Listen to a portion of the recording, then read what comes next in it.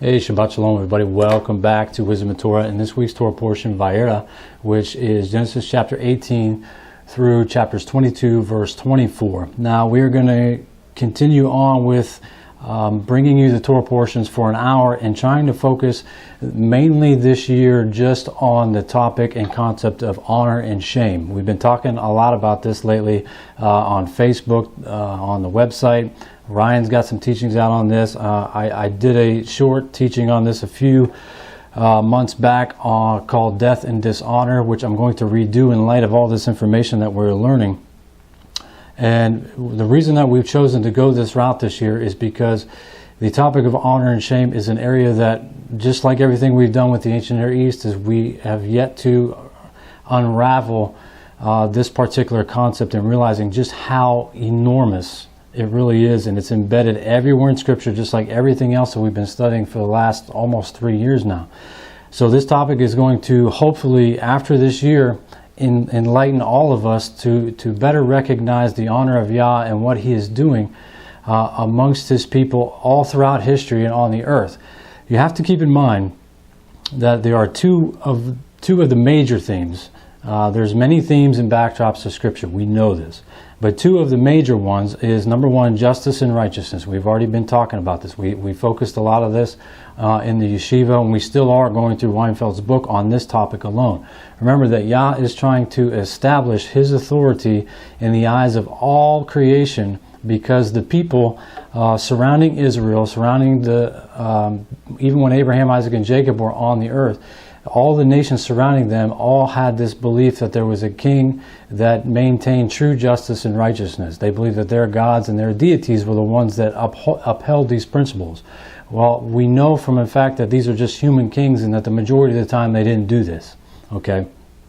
So Yah is basically going through Scripture, and everything that we're reading from Genesis to Revelation is showing that He is the true king, Yeshua is the true vassal king, showing that they are the ones that maintain the principles of true justice and righteousness. And nobody can even reach the depths of what they have done, what Yah has done, and what Yeshua has done. So that's backdrop number one, one of the major themes. The second thing is now we are discovering is honor and shame. Okay, remember that all the ancient nations, the pagan nations, ascribed and basically established honor onto deities and pagan gods and believed that they were the ones that had all the honor because they did all these acts of creation, they did all these acts of wars by conquering peoples and so on and so forth. And what Yah is trying to establish from Genesis to Revelation again is that He is the one who is the true king of honor, and that there is nobody that's going to shame Him. Okay, and when we grasp this, and we see just how important this topic alone is in the ancient Near Eastern perspective as well as the first century, then all of Scripture makes perfect sense. It's that simple. And ladies and gentlemen, after the last 3 years, and Yah is blessing us and giving us the ability to see Scripture for how it was intended, for how He intended it to be, for how the covenant was intended to be walked. And there should be no discrepancies as far as the literal mechanics of Scripture. You know, learning these things is really easy. It's about how we go about applying them to our lives and moving towards the character of Yah is the difficult part. And this is what we need to recognize and be able to move closer to developing the character of Yahweh, so we can stop all the bickering, stop fighting over the mechanics of how to do this part of the Torah, how to do this part of the Torah, how to keep Shabbat, how to keep the feast, and so on and so forth. But anyway, with that being said, this Torah portion alone, chapters 18, 19, 20, 21, and 22, so we have 5 chapters, that you literally can see almost all of the elements of honor and shame. And we're going to go through these as we go on through this hour. But I want to make sure that we take a few minutes to describe what those elements are. Now, what we're going to be covering today is ascribed honor. We're going to be talking about acquired honor, the challenge and riposte, okay?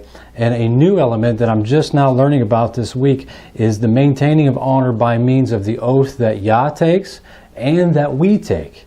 Okay, the oath is huge when it comes to honor, because if we're not upholding our word, this is why we see so many verses in the Torah pertaining to how severe it is when we violate an oath that we take.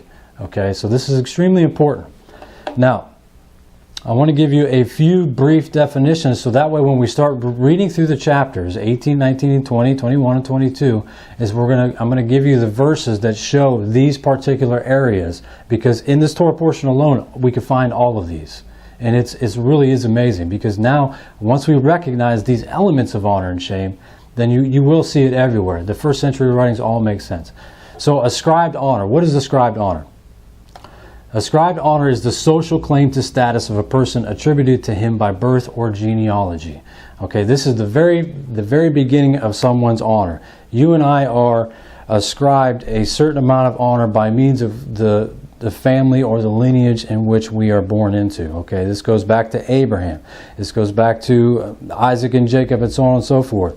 And the higher status of the family, that means the more honors bestowed or ascribed to that particular individual. This is why the Kohanim have a certain level or status of honor amongst Yah and the people of Israel, because they are born into the Levites, and they are to be servants of the priesthood, you see. And then so it goes on with Aaron, where Aaron's lineage is the one where the whole where the high priest comes down through. So that is a prestige honor. So you can see that the family in which you're born into describes the level of honor that you automatically get by being born into that family.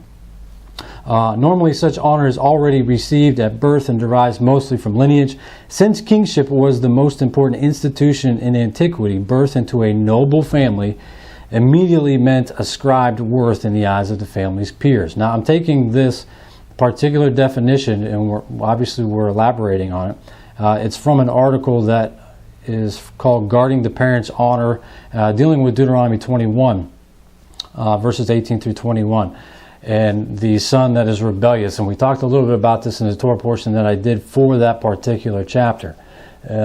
So if you have time, make sure you go back and read this. And like I said, I'll post this outline so you can actually have this outline of the Torah portion in an honor and shame context.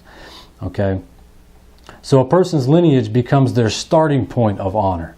Okay? Now keep in mind, we're giving you these definitions because we're going to read it in the text. Okay?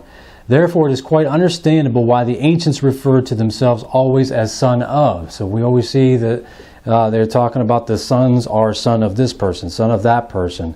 Even Yeshua says the son of man. The amazing thing about Yeshua's lineage, now check this out, is that in 2 of the 4 Gospels you have Yeshua's physical lineage through David in 2 out of the 4 Gospels, okay?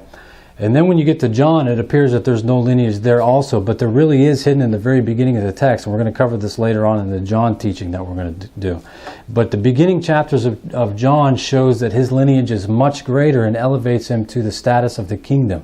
You see, when it talks about him being in the beginning, he is the Word, he was the Word made flesh, he was been in the beginning. That's showing you the ascribed honor as him as the Messiah in the heavenly realm, dealing with the dynasty of the kingdom. Okay, so we can see, again, that the family that you're born into, or your lineage, links to your starting point of honor and the level of honor in which is ascribed to you. Okay, does that make sense? Now, acquired honor. Acquired honor is the status built up by persons over their lifespan. A military victory or social interaction involving a challenge and repose, which we're going to talk about that in a second, or benefaction are normal fields where honor can be gained. Okay, military victory and benefaction were open only to elites, non-elites who made up at least 90% of the ancient population, could normally achieve prestige only through agnostic behavior, which was socially sanctioned in the common game of a push and shove, challenge and repose. So what does he mean by this? Whenever you have kings that go out to conquer other nations, and they ransack those nations, and they conquer them, and the lands and the people becomes their spoil, so to speak. And the suzerain who conquers those vassal nations, he becomes the one who has acquired honor in the eyes of the people he's conquered, because he appears to be a greater king than the one in which he just conquered. So by conquering another nation, by military victory, is how they would acquire even additional honor. Now, how does Yah do this? Yah does this, if you look in the 10 plagues in the book of Exodus, which we'll get to later on this year, is you see when he's conquering all of the Egyptians' gods in which they ascribed, or they supposedly these gods acquired honor for themselves, Yah is literally eliminating them by means of a military campaign and acquiring additional honor in the eyes of the people. You see how this continues on, it continues on and continues on? Okay, and we're going to see that here in the coming chapters here in a few minutes. Now, remember, building up a name or reputation enhances one's acquired honor by means of his deeds. This is why we see in the book of James where he's talking about, show me your works and I'll show you my faith, or I'll show you my faith, you show me your works. Because your means of the deeds that we carry out by doing acts of justice and righteousness, it also shows that we are trying to maintain the honor of the king, and we are also acquiring honor for ourselves in the eyes of our king because we are maintaining his honor. You see how it trickles down. It's this horizontal, vertical relationship. Okay. Challenge and riposte. Element number 3. The challenge riposte is essentially an attempt to gain honor at someone else's expense by publicly posing a challenge that cannot be answered. When a challenge has been posed, the challenge must make some sort of response, and no response is also considered a response. Okay, and we're going to see this in chapters 19 here very shortly. It falls to the bystander to decide whether or not the challenged person successfully defended his, and indeed usually his own honor. Okay, and we see this all throughout the first century writings, that Yeshua is being challenged by the Pharisees and the Sadducees, the religious elite of the time, and they're doing it in public because they're challenging him, trying to diminish his honor so they can acquire more honor for themselves. And if Yeshua chooses not to respond, that actually is a response. And he would lose or diminish his own honor if he chooses not to accept the challenge by the Pharisees and Sadducees. Okay, Abraham is also doing this. We're going to see here in just a few minutes that in chapters 19 that the whole conversation between Abraham and Yahweh in chapters 19 pertaining to Sodom, and when he says, well, if we find 50 righteous people, will you save it? If we find 20, if we find 10. This is a challenge and riposte, but it's in a different manner in which Abraham is not seeking to diminish Yah's honor, but to bring Yah's honor into remembrance, into Yah's own mind, so he is not diminished in the eyes of the people. It's amazing. This topic is it's literally blowing my mind the more and more we get into it every week. And you wouldn't believe the amount of information that we are reading on this right now. I mean, books after books and articles after articles. I mean, it literally is amazing.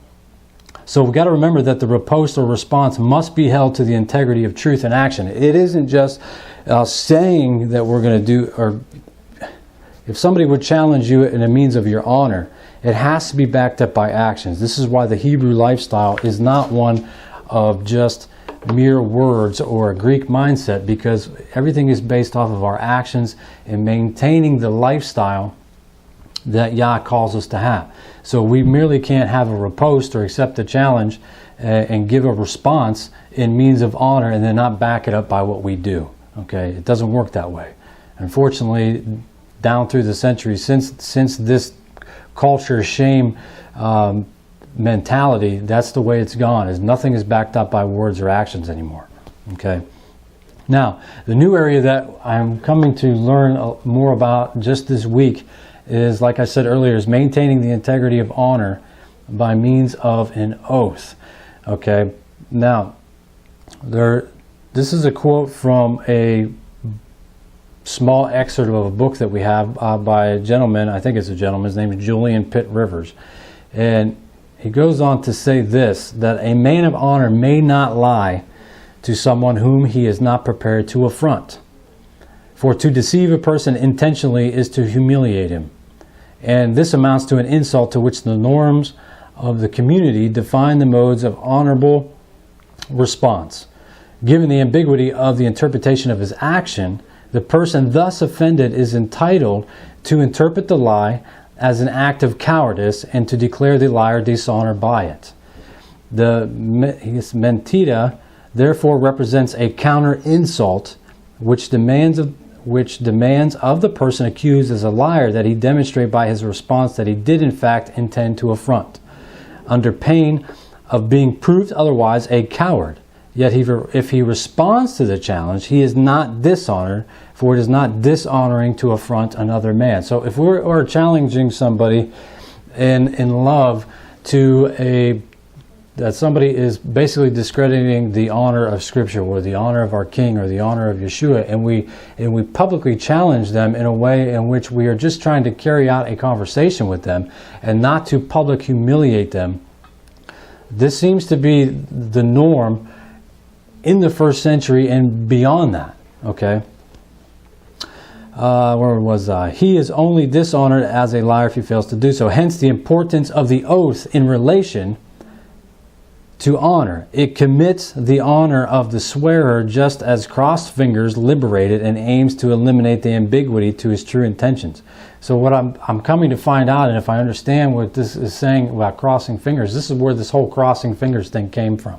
When somebody makes a promise, remember we did this as a kid, and then we cross our fingers oh, I crossed my fingers, I didn't really mean that promise. I think this is where it comes from, because in the ancient mindset, if they crossed their fingers, then they were not held to their oath. It commits the honor of the swearer just as crossed fingers liberate it and aims to eliminate the ambiguity as to his true intentions.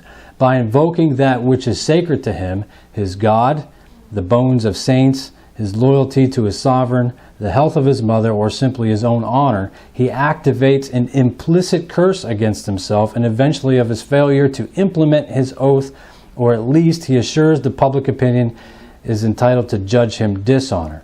So what does all this mean? This means that when we give an oath, or when Yah gives an oath that we're going to see here in the text, in this week's Torah portion, we're going to read it here in a minute, that when Yah gives an oath, that it has to be backed up by the actions in which he commits from the time on that he commits the oath. Otherwise, he's dishonored, and the people can bring basically a lawsuit against the king because he's not upholding his oath. This is why we see later on that Moshe is always reminding Yah, remember the oath that you gave to Abraham, Isaac, and Jacob. You gave your honor. If you do not carry out your oath that you did, then you will be dishonored in the eyes of the people. Would you just carry the people of Israel out into Egypt just to destroy them? No. What he's doing there is not, Yah hasn't forgot his oath, but he's using the cultural mindset of honor and shame to give us an understanding, but also to bring into remembrance, so to speak, that Yah's honor is what needs to be held intact according to its integrity. I'm hoping this makes sense.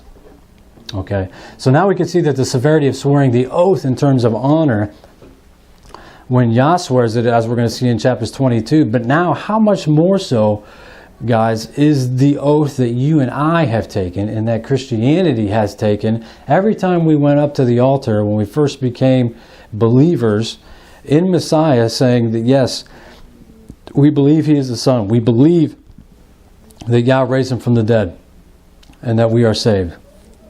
Remember in Romans 10:9 that word is homologeo in the Greek, and that actually means that we are binding ourselves by oath to the covenant, to the honor of Yeshua. That means that if Yeshua is walking within the covenant and the honor of Yahweh, then we have to maintain that same honor. If we don't, then we will be publicly shamed. Do you see how this is beginning to show a different level, a different scale of these verses, and how severe it is that just by the oath that we speak, okay, this is not mere words. This is not mere, we just ramble off anything with our lips and don't think there's just consequences.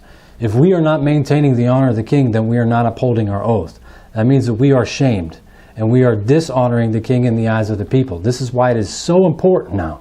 It is so important that when we are taking these topics to the masses and to our groups and to people we encounter at our jobs and so on and so forth, is that we are presenting the information in the mandate and the severity of that mandate that we have been called to do so. Okay, so we need to make sure that when we are taking the oath in the name of our King, that we maintain his honor. We maintain his honor by backing up our oath with action. Okay, then we will not be shamed and we will not be dishonored. And what does he say? What does Yeshua say? That I will lift you up. If you confess me before men, then I will confess you before the Father. It all makes perfect sense. Okay. So, one of the other areas that I'm coming to realize is that just within the two categories of ascribed and acquired honor, that these are linked directly to the seed of promise and the seed of man. The seed of promise is linked to Abraham, Isaac, and Jacob, and everybody that comes afterwards, that what? That's born Jewish? No. It's the seed of the promise, those that are born from keeping the covenant that Abraham, Isaac, and Jacob keep. Okay, so the seed of man, even though that they may come physically, but if they are not walking within the confines of the covenant and the oath, then they are not part of the seed of the promise.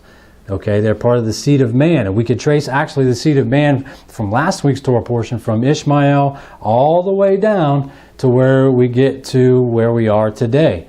Those people that are not of the seed of promise are going to be those that are linked to shame. Does it make sense? So the seed of the promise is linked to honor, the honor of the king, because it transfers from him and it transcends through culture, through all of us who are doing our best and maintaining the honor of the king by walking within his covenant. Those that are linked to shame of not keeping that promise and not walking in covenant are going to have to suffer the consequences of that shame. Okay, so keep that in mind as you're reading all of those verses, and we're also going to cover that here too in the chapters. When we go through the book of Hebrews and we go through Paul's writings, and he's talking about the seed of promise, it's all linked to honor. Honor from Yah, Yeshua, Abraham, Isaac, and Jacob, and everybody that keeps the covenant. Okay, that's the seed of promise, and that is honor. Now, let's go ahead and start after 22 minutes of giving you the brief definition of those elements. Is I want to start going through chapter 18, and we're going to take the time to show you these concepts in this week's Torah portion. Now, just in chapters 18, and we're not going to be able to read all of the text, obviously. Now, chapters 18, verses 1 through 3, is where we're going to begin to see Abraham recognizing the honor of the three visitors or messengers. Remember from the messenger teachings that we've already gone through, is that the messengers are representatives of the king. That means that they have a higher status or a higher honor because they come directly from the king's throne room.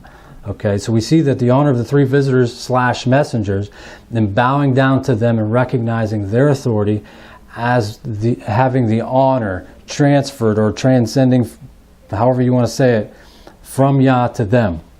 Okay, so let's actually read the text. 18, chapter 1. Yah appeared to Abraham near the great trees of Mamre, and while he was sitting at the entrance of his tent in the heat of the day, Abraham looked up and saw three men standing nearby. When he saw them, he hurried from the entrance of his tent to meet them, and he bowed low to the ground. If Abraham did not recognize them as messengers, why would he bow down? He didn't just bow down to everybody that came up to him. He recognized that they had an honor, and they were messengers sent from the king that had a higher ascribed honor in the eyes of the king. Verse 3, he said, "If I have found favor in your eyes, my master, do not pass your servant by. Let a little water be brought, and then you may all wash your feet and rest under this tree. Let me get you something to eat, so you can be refreshed and then go on your way." So here we see that he recognizes their authority, he recognizes the honor that's been bestowed upon them, and he calls himself their servant. Okay, he never elevates himself higher than these messengers because he recognized how it was within his culture and within their mindset. Okay, so now we're going to skip down because after these verses we see that the meal is prepared and so on and so forth. But I immediately want to go to verses 16. Is it? Yes, verses 16 through 33.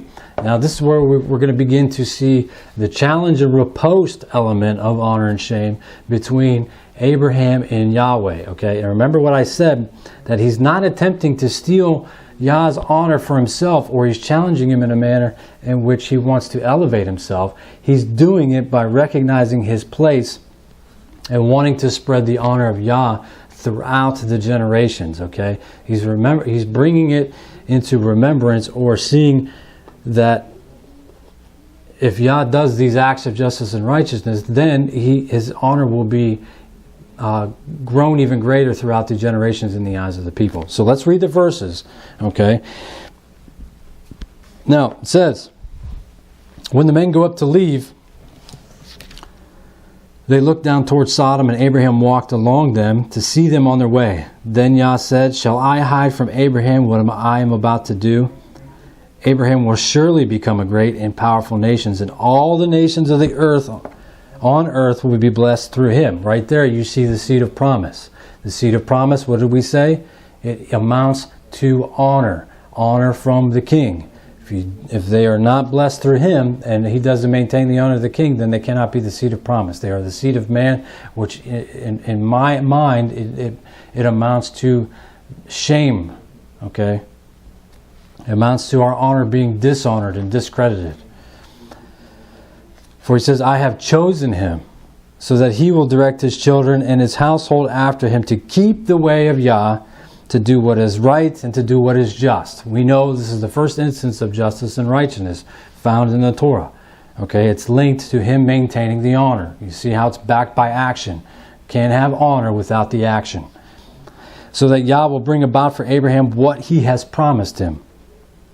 Then Yah said, the outcry against Sodom and Gomorrah is great, and their sin so grievous, that I will go down and see if what they have done is as bad as the outcry that has reached me. If not, I will know. The men turned away and went towards Sodom. But Abraham remained standing before Yah. And then Abraham approached him and said, will you sweep away the righteous with the wicked? So here he is, he's challenging Yah to bring into remembrance his own honor, his own oath, his own integrity. But remember, he's not doing it so he can elevate himself. He's doing it to elevate Yah in the eyes of the people. What if there are 50 righteous people in the city? Will you really sweep it away and not spare the place for the sake of 50 righteous people in it? Far be it from you to do such a thing, to kill the righteous with the wicked. So he's bringing the acts of righteousness back into Yah's remembrance, because this is what he expects from Abraham, Isaac, Jacob, and so all the generations that come on forth, and everybody that binds himself to the covenant. He expects us to carry out that honor. So Abraham is just bringing that same principle back into Yah's remembrance. Okay. Far be it from you, will not the judge of all the earth do right? Will you not maintain your own honor by doing what is right? Yah said, if I find 50 righteous people in the city of Sodom, I will spare the whole place for their sake. So there's Yah's response, his riposte, because if he doesn't say anything to Abraham, it's as if it is a response. Remember, this is how it was all viewed. This is how the game went all down through the centuries. If he doesn't respond, it's a response. So, but he responds and he says, Abraham, if I find 50 righteous people there, I'll spare the city. So here comes Abraham, spoke up again. Now that I have been so bold to speak to Yah, though I am nothing but dust and ashes, Abraham's recognizing his place, ladies and gentlemen. He's not. This is the proof that he's not elevating himself. He knows he is but dust and ashes in the eyes of the king, and he is the created being. He cannot take honor from the one true king that has created everything. Now that I've been so bold to speak to the master, though I'm nothing but dust and ashes, what if the number of the righteous is 5 less than 50? Will you destroy the whole city because of 5 people? If I find 45, Abraham, I will not destroy it. Once again he spoke to him, what if only 40 are found there? He said, for the sake of 40, I will not do it. Then he said, may the master not be angry, but let me speak. What if only 30 can be found there? He answered, I will not do it if I find 30 there. Abraham said, now that I have been so bold to speak to Yah, what if only 20 can be found there? He said, for the sake of 20, I will not destroy it. Then he said, may Yah not be angry, but let me speak just once more. What if only 10 could be found there? He answered, for the sake of 10, I will not destroy it. When Yah had finished speaking with Abraham, he left, and Abraham returned home. So we have Yah's word to Abraham that if he found just 10 righteous people, that he would spare Sodom. And we know that he didn't find 10. But he would have backed it up by his own action in order to keep the integrity of his honor in the midst of Abraham. It's that simple, ladies and gentlemen. It is that simple. Okay? So, challenge and riposte, found right here in Genesis chapter 18 and 18. Now, chapters 19 is basically Yah acquiring honor for destroying the oppressors in the cities who are unrighteous. Now, remember, the whole reason for the destruction of Sodom and Gomorrah and the 5 cities total was mainly, if you go back and you read in the book of Jasher, it gives you all of the things that they were doing to the strangers of the city, to the poor, to the widow, to the orphan, about them oppressing the people. Yes, they did all of these horrific sins that we already know about with prostitution, homosexuality, idol worship, so on and so forth. But we have to keep in mind that this is also linked to them being oppressors to the people who needed to be helped the most. And their outcry is the one that reached up to Yah. It wasn't the outcry of those committing sins. When he's talking about the outcry, it's because the people who were being oppressed cried out to Yah, and legally he has to respond. Okay? So what he's doing is he is destroying these cities, and by doing so this is a means of acquiring honor. Okay, he's acquiring more honor by means of a military campaign and showing that he is the greater king and that he will take care of those that are being oppressed. But he didn't find 10 righteous people. I don't know what happened to the people that were oppressed, if they left the city beforehand or what. But the fact of the matter remains is that he didn't find righteous people. He didn't find people that were upholding the integrity of or the honor of Yahweh, except for Lot, his wife, and his 2 daughters. And I'm not even so sure, obviously, from the text that Lot's wife was doing so. So, this is why Sodom, Gomorrah, and the other cities were destroyed. Now, we don't have time to go through and read all of chapters 19, but go back and read that, because you can see that this chapter is also about him acquiring honor, additional honor to what he's already acquired and is ascribed. Now, let's see, chapter 20. We're going to see some more challenge and riposte here in this chapter in verses 1 through 7, basically with Abimelech and Yah, and then we're going to see it again in the following verses of Abimelech questioning Abraham and challenging his honor. And we're going to let's actually read these verses. So chapter 20 verse 1 says this: Now Abraham moved on from here into the region of the Negev and lived between Kadesh and Shur. For a while he stayed in Gerar. And there Abraham said of his wife Sarah, She is my sister. Then Abimelech, king of Gerar, sent for Sarah and took her. But Elohim came to Abimelech in a dream one night and said to him, You are as good as dead, because the woman you have taken, she is a married woman. Okay, let's stop right there. Now, you and I, speak to the men and for right now, and then we'll speak to the women also. But as men, we are to maintain, this is how the relationship goes. It goes Yah, Yeshua, our spouse, our children, the community, and so on and so forth. That is how the honor is supposed to go within the household structure. Okay, the wife is a literal half of the man or of the husband, and they are a working team, a chad, within the household. Okay, by saying that is the wife of our homes has already been ascribed a certain level of honor also within the eyes of the king.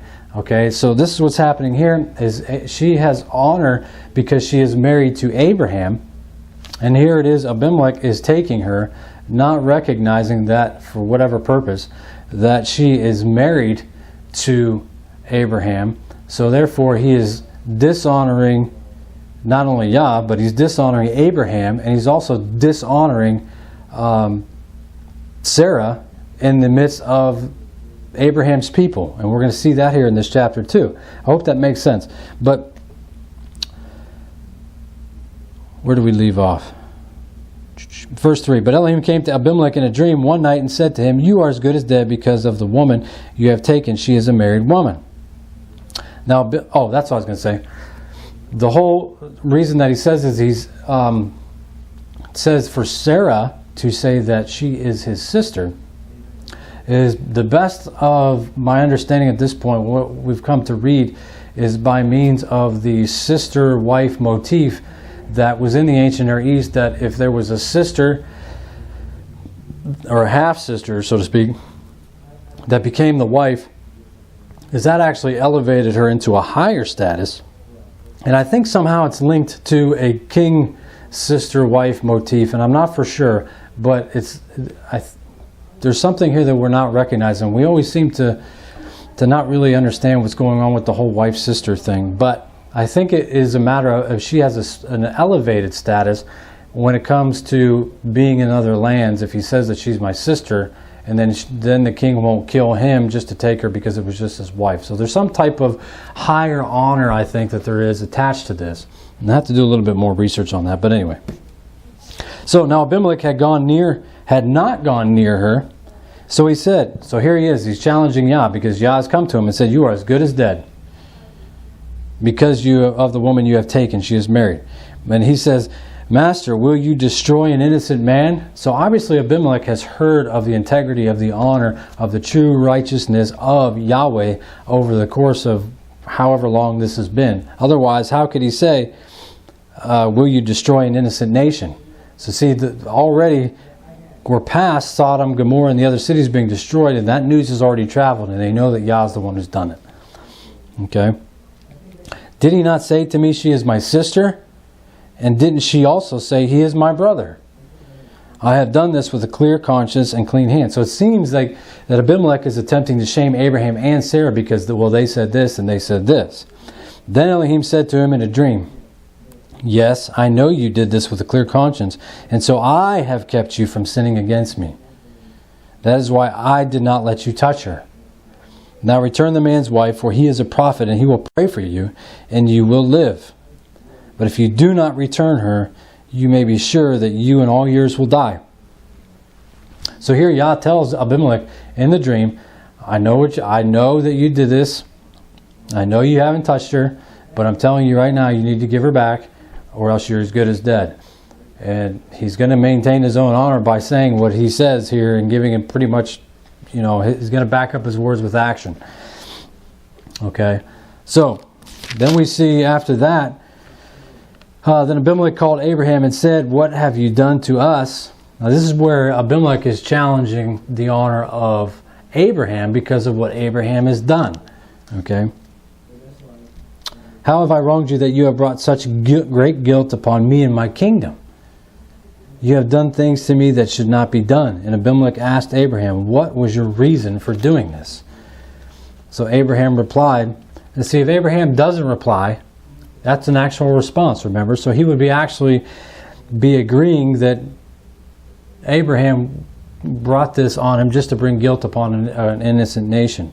So Abraham has to give his response. So Abraham replied, I said to myself, there is surely no fear of Elohim in this place, and they will kill me because of my wife. So see, now he's saying my wife instead of my sister. Besides, she really is my sister, the daughter of my father, though not of my mother, and she became my wife. And when Elohim had made me wander from my father's household, I had said to her, this is how you can show your love to me. Everywhere we go, say of me, he is my brother. So this is something he already had worked out with Sarah before they even left. Okay. Then Abimelech brought sheep and cattle and male and female slaves and gave them to Abraham, and he returned Sarah his wife to him. And here he is. Now that Abimelech understands the reasoning, and he has established and kept his honor that's due him, and told Abimelech why he has done what he's done. Look what Abimelech does next. He says, Abimelech said, my land is before you. Live wherever you like.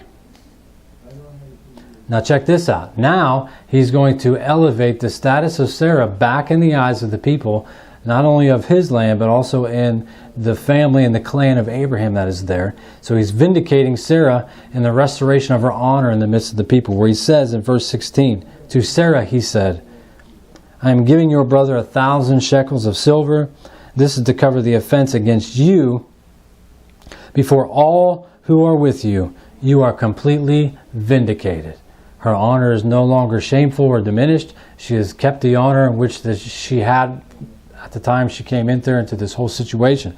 So you see how he does it publicly, so not to diminish her honor, not to shame her, not to shame Abraham, but he recognizes that the honor that they have been given. Pretty amazing stuff, right? I think so. So that's the gist of the honor and shame, which we basically read the whole chapter of chapters 20, showing how much honor and shame culture is right here in the text, just in this one chapter. Okay? Now, let's go to chapters 21. We're almost out of time here. Now, chapters 21 is, obviously, it is such a in-depth topic, and there's so many avenues that we could take by reading this. Making sure my mic didn't fall off. Showing all the intricacies to this being attached to Yeshua and so on and so forth. But there's also so much having to do with honor, and it's dealing with the ascribed honor of Isaac because he comes from the lineage of Abraham. Remember, because he comes from the oath. And it's the amazing part about all this, now that I think about this, is that it all began with an oath from Yah to Abraham, and Abraham swearing an oath and saying that he's going to keep the covenant. Remember, because he tells Melchizedek, or no, he tells the king of Sodom in Lech Lecha, last Torah portion, that I have raised my hand to Yah and swore an oath to him not to take anything from you, lest you say that you have made me rich. So he has already made an oath to Yah, and it all begins with an oath, okay? So it's this whole mindset of the seed of promise being linked to the honor of Yah is just, it's overwhelming. So, anyway, the lineage of Isaac here, we see Isaac being born, and he's already being born into a high status of honor because he comes deliberately from Abraham and Sarah. Okay, remember, we can't forget Sarah. And one thing I want to make mention of this is that, in the Siddur, when we do our prayers on Shabbat and we do the blessings on Shabbat, and we bless our children, and we say, may you be like Ephraim and Manasseh, and they bless the daughters, and may you be like Sarah, Rebecca, Leah, and Rachel. That's because they recognize that these are from the seed of promise, the lineage that has been given ascribed honor and acquired honor all throughout the generations, and we want our children, our sons and daughters, us as men and women to carry that honor. Okay, so these are not just mere traditions, okay, and I don't make a big deal out of traditions by any means, but there are good ones to do, and by recognizing honor and shame now, we could see that this is why we bless our children in that manner, okay? It's because it's linked to the lineage, it's linked to the ascribed, it's linked to this high honor. The Proverbs 31, when I personally bless my wife with the Proverbs 31 that we read on Shabbat. And if you go through those verses, it's not only talking about wives and women of valor, it's talking about Israel, okay? Because Israel has been given a higher status of honor amongst, it's supposed to be amongst the nations. It's because they haven't maintained that honor and broken the oath and so on and so forth, why they don't have any honor in the eyes of the nations right now. You see how this is everywhere? Israel is literally trying to be shamed right now in the midst of all the nations on the earth in the year 2014. Makes perfect sense to me. So anyway, let's go ahead and read verses 1 through 7 in chapters 21. We're running out of time. Now Yah was gracious to Sarah, and he said to her, and Yah did for Sarah what he had promised. Action. He backed up his oath with the action of giving her Isaac, coming through her womb. So he backed it up with action. Sarah became pregnant and bore a son to Abraham in his old age at the very time Elohim had promised him. So every intricacy of Yah's oath to Sarah and to Abraham, right down to the time frame in which he said that he was going to do it, he maintained that integrity. Abraham gave the name Isaac to the son Sarah bore him. When his son Isaac was 8 days old, Abraham circumcised him, and Elohim commanded him, as Elohim had commanded him. Abraham was 800 years old when his son Isaac was born to him. Sarah said, Elohim has brought me laughter, and everyone who hears about this will laugh with me. And she added, who would have said to Abraham that Sarah would nurse children, yet I have borne him a son in his old age. Why? Because it's directly linked to the promise that Yah gave her.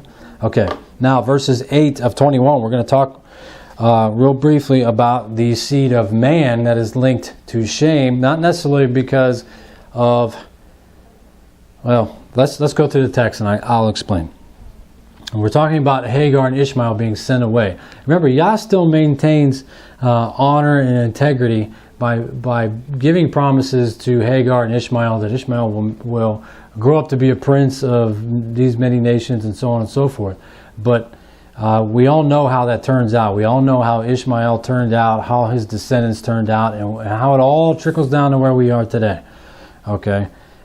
We know that. This is why I'm trying to show the connection to the seed of the promise so much and the seed of man, so to speak, because the seed of man is outside the seed of promise, because it's if they're not maintaining the oath, they're not maintaining the covenant, not maintaining the honor of Yah, then you cannot have the honor that is supposed to be bestowed upon Israel.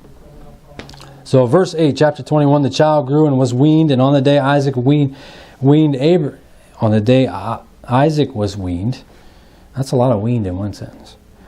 Abraham held a great feast, but Sarah saw the son whom Hagar the Egyptian had borne to Abraham was mocking, and she said to Abraham, get rid of that slave woman and her son, for the slave woman's son will never share in the inheritance of my son Isaac. The matter distressed Abraham greatly because it concerned his son, as it should. But Elohim said to him, do not be so distressed about the boy and your maidservant. Listen to whatever Sarah tells you, because it is through Isaac that your offspring will be reckoned. Seed of the promise. I will make the son of the maidservant into a nation also, because he is your offspring. So he's still going to promise to take care of, and he's not going to allow him to be oppressed, or Yah's not going to oppress him, because he is Abraham's son. And Yah is a king of righteousness. He is a just king. Early next morning, Abraham took some food and a skin of water and gave them to Hagar. He set them on her shoulders and then sent her off with the boy. She went her way and wandered in the desert of Beersheba.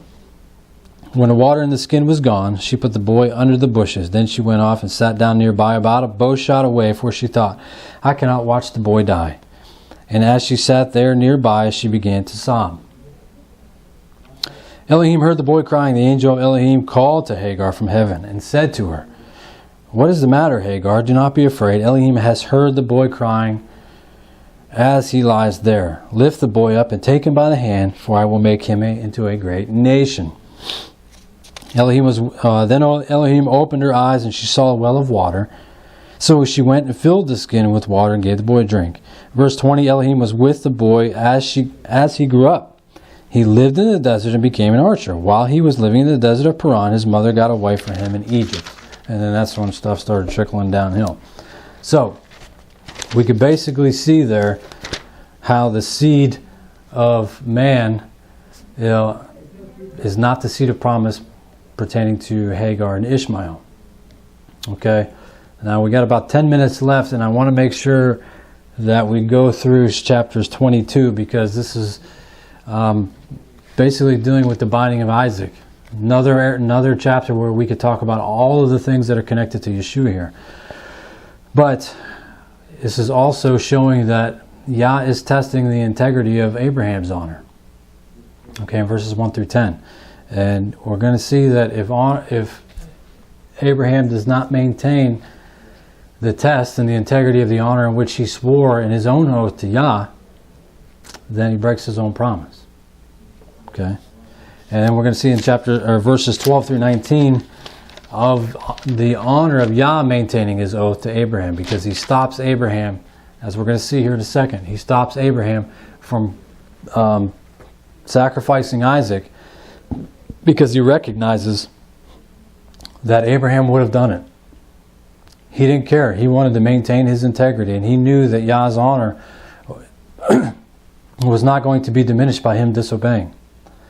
And I personally believe that Abraham knew, even if he sacrificed Isaac that day, I believe personally, this is just me, I believe that he believed in his heart and his own mind that Yah would have gave him another son through Sarah to carry on that lineage, or he would have resurrected Isaac right there. That's what I believe. But anyway, the fact still remains is that he was going to do it. And let's read it. Chapter 22, verse 1. Sometime later, Elohim tested Abraham, and he said to him, Abraham, here I am, he replied. Then Elohim said, take your son, your only son, Isaac, whom you love, and go to the region of Moriah. Sacrifice him there as a burnt offering on one of the mountains I will tell you about. I personally believe that this is the Mount of Olives. Early the next morning, Abraham got up and saddled his donkey. He took with him 2 of his servants and his son Isaac. When he had cut enough wood for the burnt offering, he set out for the place Elohim had told him about. On the 3rd day, Abraham looked up and saw the place in the distance. Verse 5. He said to his servant, stay here with the donkey while I and the boy go over there. We will worship, and then we will come back to you. Notice he says, we will come back to you. This is why I believe that he had a mentality that even if he did this, that Yah would resurrect him. Because he knew that Yah's... Here's the thing. This is amazing, because now I'm just thinking about this as it's happening. Is that if he sacrifices Isaac, he knows that Yah promised him that the seed of promise comes through his son Isaac. So if he doesn't resurrect Isaac, then Yah's integrity and his honor is diminished, because he didn't uphold his promise, because Isaac would be laying there dead. This is amazing. This is truly, truly, truly amazing. Okay. So we will come back to you. Abraham took the wood for the burnt offering and placed it on his son Isaac, and he himself carried the fire and the knife. As the 2 of them went on together, Isaac spoke up and said to his father Abraham, Father, yes, my son. Abraham replied, the fire and the wood are here, Isaac said, but where is the lamb for the burnt offering? Abraham answered, Elohim himself will provide the lamb for the burnt offering, my son. And the 2 of them went on together. When they reached the place that Yah had told him about, Abraham built an altar there and arranged the wood on it. He bound his son Isaac and laid him on the altar, on top of the wood. Then he reached out his hand and he took the knife to slay his son. But the angel of Yah called out to him from heaven, Abraham, Abraham. Here I am, he replied. Do not lay a hand on the boy, he said. Do not do anything to him. Now I know that you fear Elohim. I believe that the word fear, the more and more as we get into this, is we're going to see just how much the context and the root of fearing Yah is recognizing His honor. Okay, this is what I'm leaning toward more and more as I read the word fear. That we are to fear Yah. That we are to recognize that He is the one who has all the honor. We will do what He says no matter what, because He's going to uphold His word. I know that you fear Elohim because you have not withheld from me your son, your only son. So now we're going to see this. We see that Yah tests Abraham's integrity.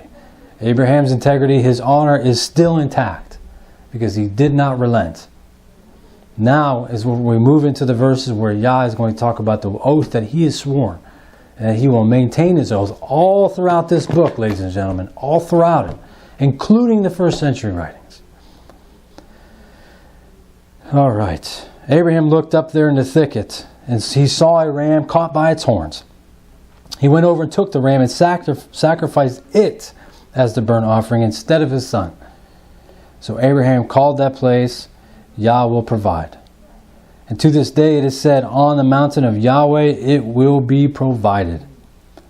The angel of Yahweh called to Abraham from heaven a second time and said, I swear by myself, declares Yahweh, that because you have done this and have not withheld your son, your only son, I will surely bless you and make your descendants as numerous as the stars in the sky and as the sand of the seashore. Your descendants will take possession of the cities of their enemies, and through your offspring, all nations on the earth will be blessed. Will they be blessed because they didn't keep the honor and the integrity of the king and the covenant? No. They will be blessed. Why? Because they kept intact the integrity and the honor of Yah and kept the honor of the covenant. And they did not dishonor Yah and bring his name to naught in the eyes of the people. This is the distinction. I will surely bless you and make your descendants great, as numerous as the stars in the sky and as the sand on the seashore. Your descendants will take possession of the cities of their enemies, and through your offspring all nations on earth will be blessed, because you have obeyed me. Obeyed me. Because your actions support your oath. So your actions and your honor is represented. Then Abraham returned to his servants, and they set off together to Beersheba, and Abraham stayed in Beersheba. Well, ladies and gentlemen, I hope that I did a good job showing just how much, just in this Torah portion, these 5 chapters, how important this topic really is. There's so much going on right now in the Hebrew roots movement, Messianic, whatever you want to call yourselves. It doesn't matter anymore. We've got to learn these principles and move towards the character, move towards the honor of Yah and of Yeshua. There should be no issues anymore. When are we going to grasp this? When are we going to stop fighting and bickering and dishonoring the name of Yah, dishonoring the name of Israel, dishonoring the covenant? Because all we want to do is bicker, fight, and complain about mechanics of Torah. Please consider our ways. Consider how we are carrying out the honor of our King. I thank you for joining me this week. I hope that we explained this in a manner that was edifying and that we all can grow from it. And I'm really looking forward to doing the rest of the Torah portions this year in this context. So until next time, Shabbat Shalom, and thank you for taking time this week to join me. So have a great week. Shavua Tov.